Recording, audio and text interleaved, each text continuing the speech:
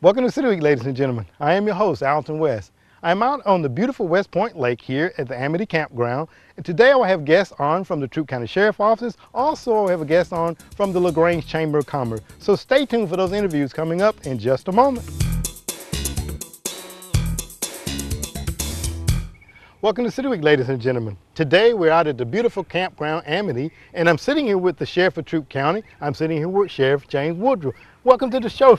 Thank you for having me back. Well, I enjoy being it's a pleasure being out here in a beautiful morning here. Yes. You know, I think we were here together about a year or so ago. About a year ago, and I And, loved it so much. Well, here we are I again. asked to come back on the show. I think it's beautiful It out is here. absolutely beautiful out here. It's a peaceful morning here. There's a few boaters out, a few campers out and everything. But we're here to talk a little bit about some of the happenings that are taking place with the Sheriff's Office. And I know that you're the gentleman that know all of the things that are going on. But first of all, let's just talk a little bit. I know that you all have a junior deputy program. We do. Talk a little bit about that. Well, you know, Alton, years ago, we had a junior deputy program, and it kind of went away. And one of the things that I ran on was I wanted to bring it back to our elementary schools. And it's for our third graders, and it's 4 classes that we actually go and teach. One is being safe at home, being safe at school, bicycle safety, and then saying no to drugs and bullying. And that's 4 important lessons. You know, one of the things is we tell them, if being safe at home, don't give out personal information. Don't answer the door if you're there by yourself. Don't give out your information on the telephone. And then at school, we teach them to mind their teachers. So important today. Absolutely. Following the rules, following directions, being courteous, being respectful to other students. And we hope that these lessons reach those kids at a young age because, as I said during my campaign, and I still believe it today, it's easier to reach these young kids now and try to get them to go the right way than to try to reform them once they go the wrong way. That's right. And I know that you see so many unfortunately, down in the system there that it had been a little bit early intervention, you may not have the overcrowdedness that you have there now, right? Well, that's possible. I mean, you know, we've Absolutely. got over 400 in jail this morning, and with some early intervention, how many people might have taken a different route? That's right. We don't know, but we want to reach these young people, and if we can just reach some, Yeah. we feel like we've made a successful attempt at it. Absolutely. And this is for third graders. And what better time now during the summer where the kids are a little idle. They may have, may have some summer programs that they're involved in, but this is a great way. When you talking about respect, I can remember as a small kid growing up, and I would see a policeman in uniform and your parents would tell you, you don't behave, I'm gonna get that policeman to get you. Right. And that's kind of a good thing, bad thing, because you want them to respect the authority, but you Right. also want them to know when it's time to come to them for assistance as well. Well, and that's another reason we want to be in the schools, is to teach these kids we're not the bad guy. We're not just there to put you in jail. If you get separated from your parents in a mall, go to a police officer, go to a security guard, and they'll help you, that we're the good guy.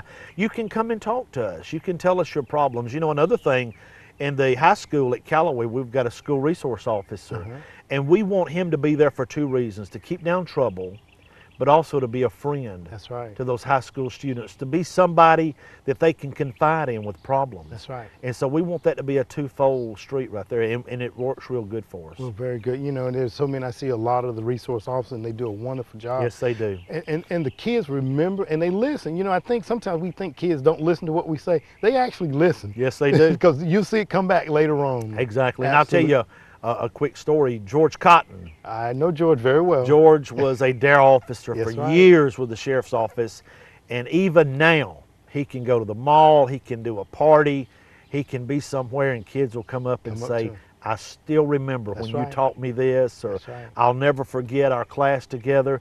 And you'd be surprised the lasting impression that you can make on these young people. Absolutely. And like I say, and when you're doing it, you don't think any of them are listening. Right. But now that they're young adults, Right. and they like, I remember. That's right. And that's a warming feeling for when you know that they took heed to what you said. Exactly. Absolutely. Exactly. Now, let's talk a little bit about the Sheriff for a Day. You know, the junior deputy program, talked about it just now. Every elementary school, we're in 12 elementary schools, and every elementary school gets to pick one kid to represent their school from the 3rd grade, and they become sheriff for a day. Oh my goodness. We go and pick them up. I actually go pick some of them up personally, bring them down to the office. We've got them a shirt. that says Sheriff for a day. We give them a badge. They take a tour of the jail. They get to see our canines. They get to see our crime scene unit. We go to the government center. They tour 911. They go into a courtroom. A judge usually addresses them. This year, Judge Baldwin addressed them. Oh my and goodness. we just show them everything that we can possibly show them in one day about how law enforcement works. And again, we're your friend. That's right. We're here for the right reasons, to protect you, to protect society. And they get to just hang out with us. We eat lunch together. This year we had a big pizza party in my office uptown at the government center. We take our pictures together, and then at the end of the day, we take them back to the school, and they just get to spend an entire day with me and my staff, and we just reward them for being a good student, for being a good representative for their school. Oh, very good. I know that's an everlasting impression that you Oh, all it leave is. on them. It And I'm certainly sure is. they are just from ear to ear grins, no Yes, doubt. absolutely. I want to jump down there because we're talking about, you know, our kids and everything, and I know that that's something that's near and dear to your heart and all the deputies and all law enforcement personnel, Right. I feel. And I noted that you all are here not long ago participated in an annual car show. Yes. That raised a substantial amount of money for a home that is very dear to me. Yes. Because if you may recall, my boys I adopted from Pineland. Yes. Talk a And little bit about that. my son that is in the Army now, he's a sergeant in the Army, we adopted him, and he had spent some time at Pineland years ago. So we were able to raise about $10,000. Oh my A goodness. couple of weeks ago, we had our fifth annual car show at Pine Road Park. And so many sponsors came out, and people brought their cars, and vendors came out, and we sold some food. We actually sold out of our food in an hour and a half before my lunchtime. goodness. That's We a sold good out- thing. It's a great thing.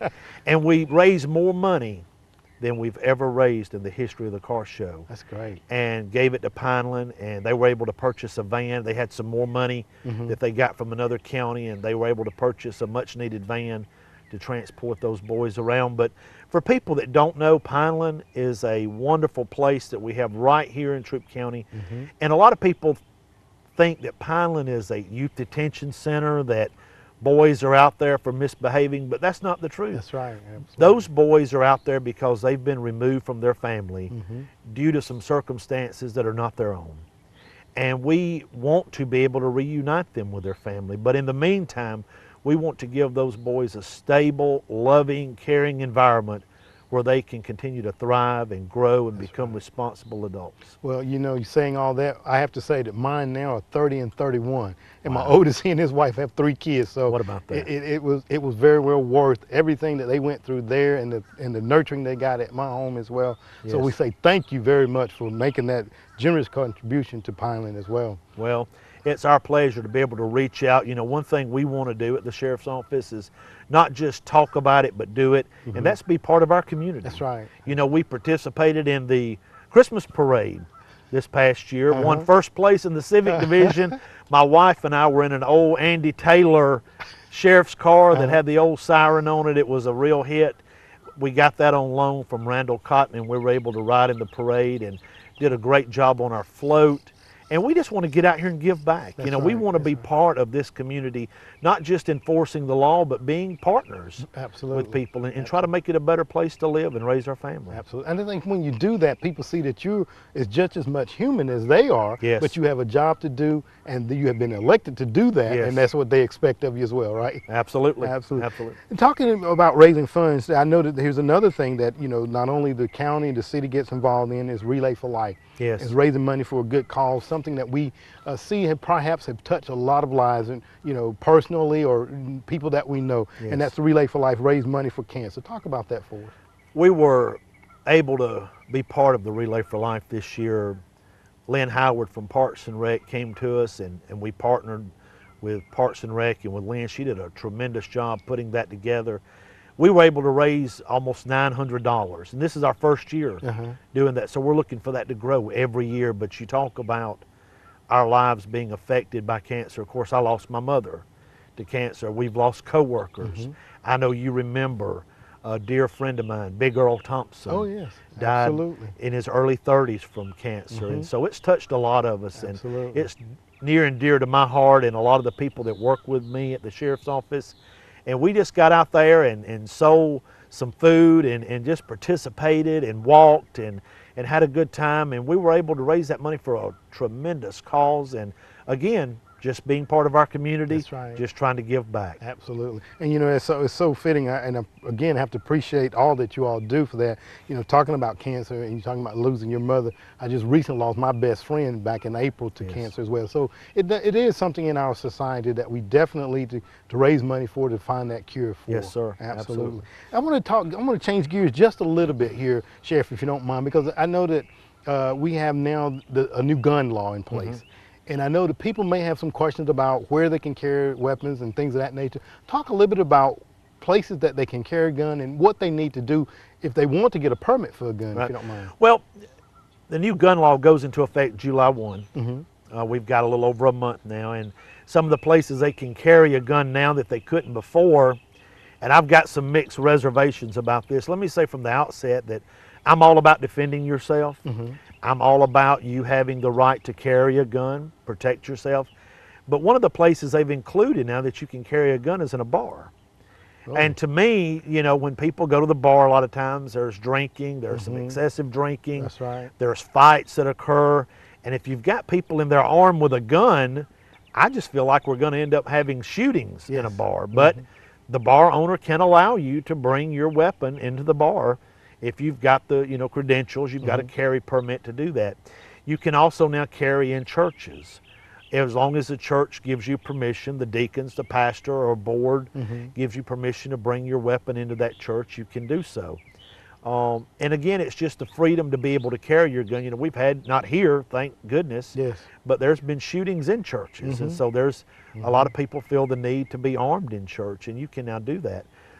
So we've got some new places, government buildings you can now carry, as long as there is no security screening at the front door, or court is not being held in that building. However, our local courthouses, both the juvenile and the government center, has screening at the front door, and there's court held there.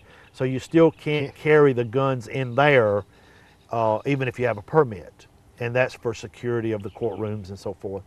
In order to get a permit, you have to go see the probate judge, Judge Donald Boyd, and there's an application, and you've got to get your fingerprints done and have your criminal background checks and stuff like that. So Judge Boyd's office would be able to tell you the cost and how long it normally takes and what the procedure is.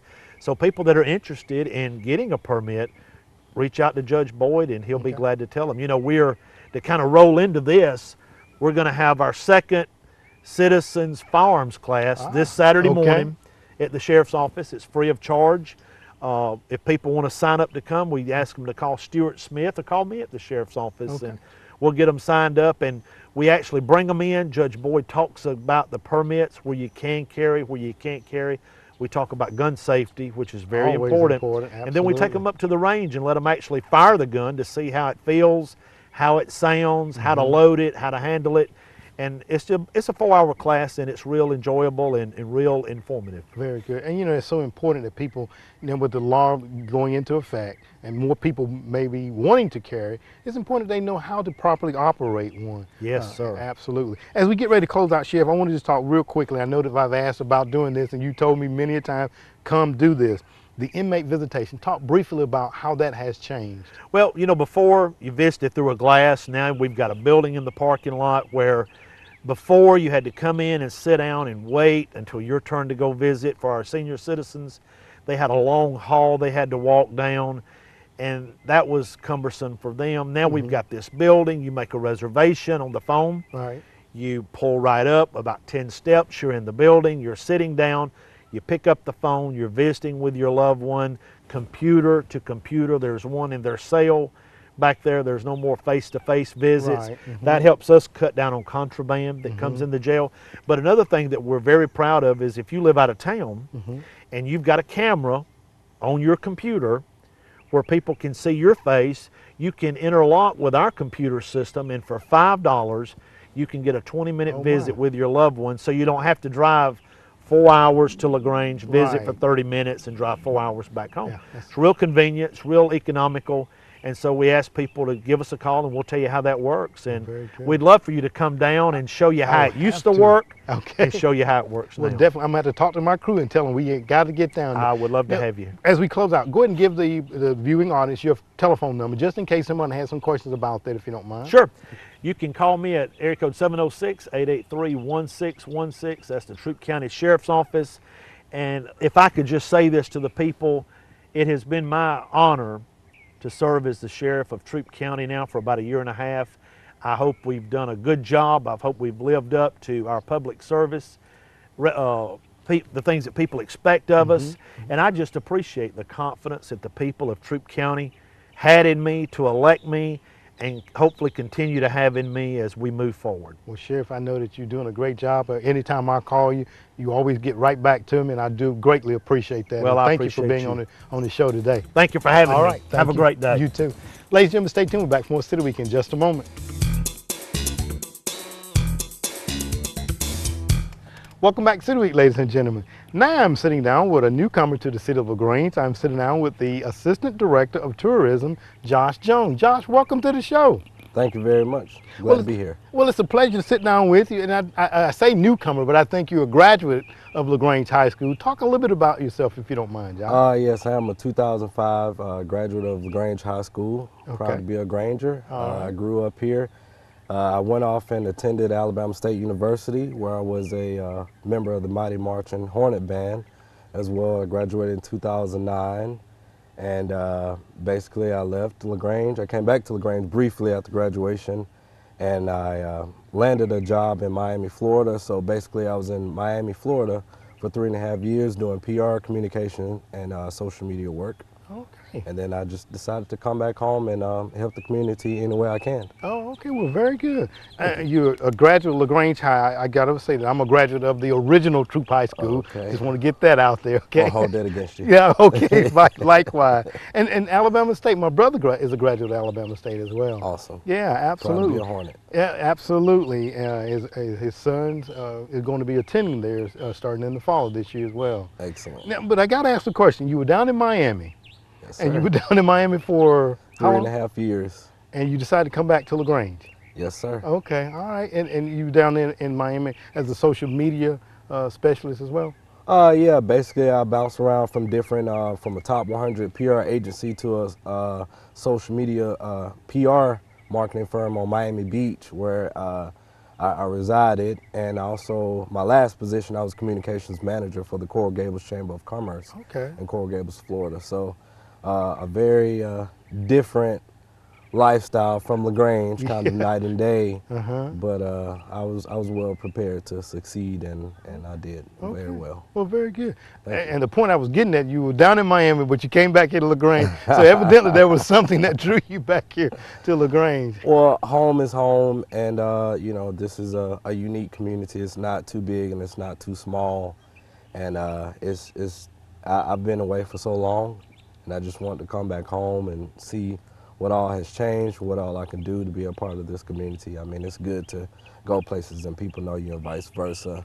And you have less pressure than being in a major city. And, you know, that's basically it. Okay. Well, you know, that's great. And you have come back here to LaGrange, and now I know that you are working with the Chamber of Commerce here for LaGrange. Yes, sir. And you're the assistant director there, and I think you were brought on to kind of spearhead the social media for the Chamber. Is that correct? Yes, sir. I was brought in under the Director of Tourism to assist her, and my main task was to create and manage social media for the tourism department, which I've already begun, and I figured it would be good to connect the community as a whole and let it create a domino effect to filter out to surrounding areas and to non-residents, I guess you can count those as visitors, to come in and, you know, I guess stay and preview our community, dine in our restaurants downtown, stay in our hotels, and also take advantage of our unique attractions as well.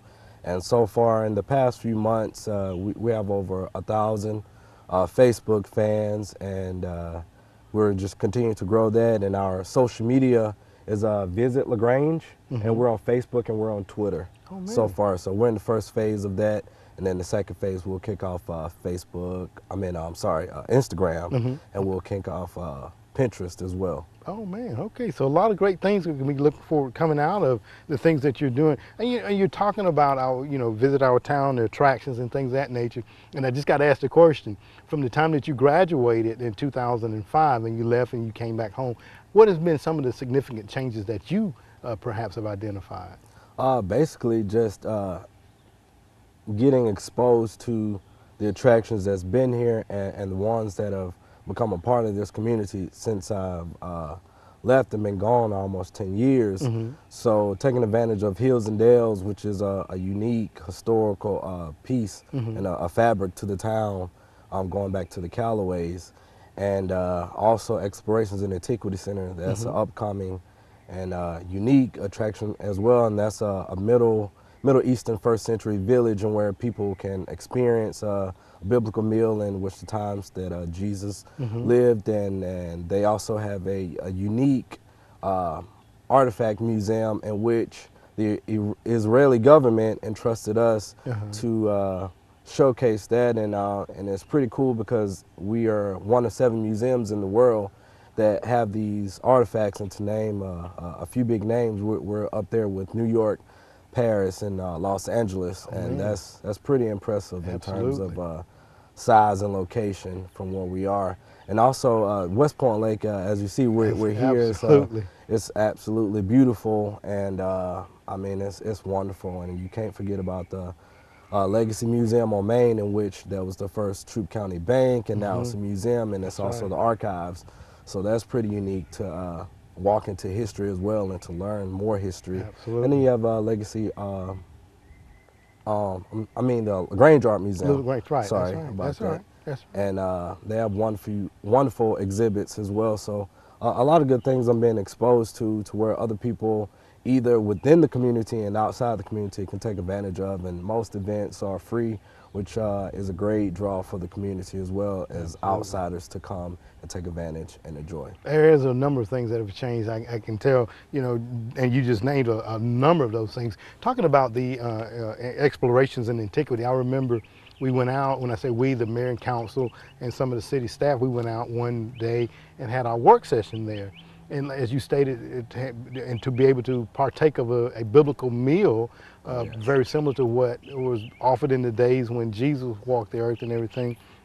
And I found it quite unique, some of the things that they offered and stuff, and quite tasty, I might say, too. Oh yes, delicious. Absolutely. And then to the artifacts were not there at the time, but I knew they were on the way. So I do owe it to myself to get back out there to take advantage of that as well. Oh yeah, you definitely should. And they also, it's pretty cool. They have a game before, we had the PlayStation 3s, the PS4s, and Xboxes. They had the original game. They have a game board that's I think over 4,000 years old, and that's pretty unique. So I wouldn't even know how to play that. You know what I mean? It would need to come with a manual or something. But yeah, it's pretty unique that they have that there. So yeah, if you have a chance, definitely check it out. It's worth going to see. Absolutely. Dr. Derek Lewis and the staff out there do an excellent job, Yes, and sir. I know that they had a number of visitors, to come in throughout the holiday seasons and throughout it's booming. Absolutely. So we definitely want to get the viewing audience to, if they haven't been out, to take full advantage of that.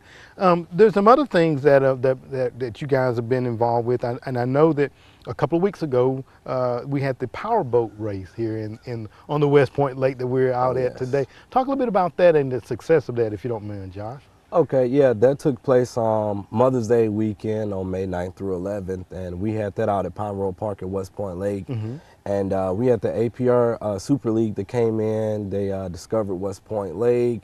They fell in love with it. We had several site visits with different representatives, and they just raved about how beautiful and magnificent the lake is. And then so we, in a short amount of time, the director of tourism, Laura Jennings, basically she spearheaded everything, and of course I assisted any way that I could. And in a short amount of time, we put on an event that drew over 7,000 people in a 3-day span, which is pretty impressive. It was a free event to the community, which is always a great thing to come and experience. We had several food trucks out there, ranging, from hot to cold to, peanuts and funnel cakes, the basics. And we also had a brick house grill. They had a beer tent out there, which was very, very cool. And I'd say, granted that the weather wasn't the best, we still had a great turnout. They had over 20 racing boats, and that was just amazing. We also had a huge crane. I say that was probably the cool factor, the huge crane lifting the big boats into the water. And you know, you had people that were watching from the docks, you know, for the smaller boats, but then when they turned their attention towards the bigger boats, the big boards as I call them, then you had people rushing down over to see the crane lift the boats and put them in the water. So that was very, very, very cool. You know, everyone was safe. We had no casualties, which is always a good thing. Absolutely. We had plenty of support from the Sheriff's Department, DNR. And I think the last 2 days, Saturday and Sunday, we had a total of about 65 to 75 boats on the water. So it created somewhat of a fishbowl for some of the racers that were racing, you know, inside of the circuit, and those who were on the outside to, you know, kind of boarded them as they watched from water. So that was pretty cool as well. We got great photography, great turnout, great feedback from people. So now we're just measuring the economic impact to determine the success of the event. And we know the success of the event. And the hotels, they did a great job in hosting and being accommodating to the staff and to those who came in to watch the race. So if anything, we hope to have it back in 2015. If not, then 2016 for sure. Very good. And as we move through there, before we close up, I know there's a few things coming up in and around the downtown area. We got the Market on Main. Talk a little bit about that for us, if you don't mind. Okay, yeah, the Market on Main, that kicks off on Saturday, June 7th, if I'm not mistaken. Basically, that'll be at the Carmike Cinema parking lot, where people can get fresh products, produce, and things of that nature. Great treats.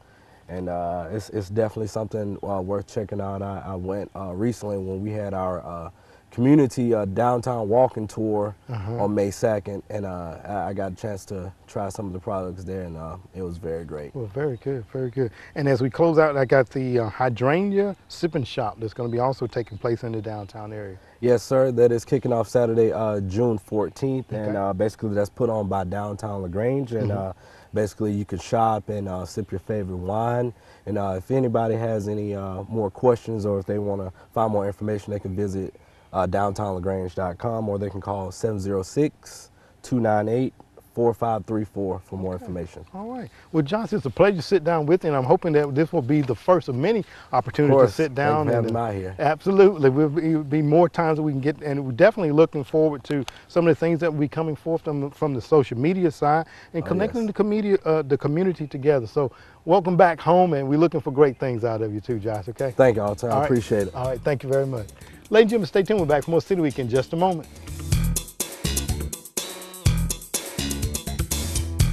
Ladies and gentlemen, thank you for joining for City Week this week. My guests have been from the Troup County Sheriff's Office. I had on the Sheriff, James Woodruff, as he talked about the many things that are taking place at the Sheriff's Office. And if you have questions, give him a call down there. I'm sure they'll be happy to oblige you. Also I had on from the LaGrange Chamber of Commerce, Josh Jones, who talked about upcoming events in and around the downtown area. And once again, if you have questions about anything, give them a call there at the Troup County Chambers of Commerce.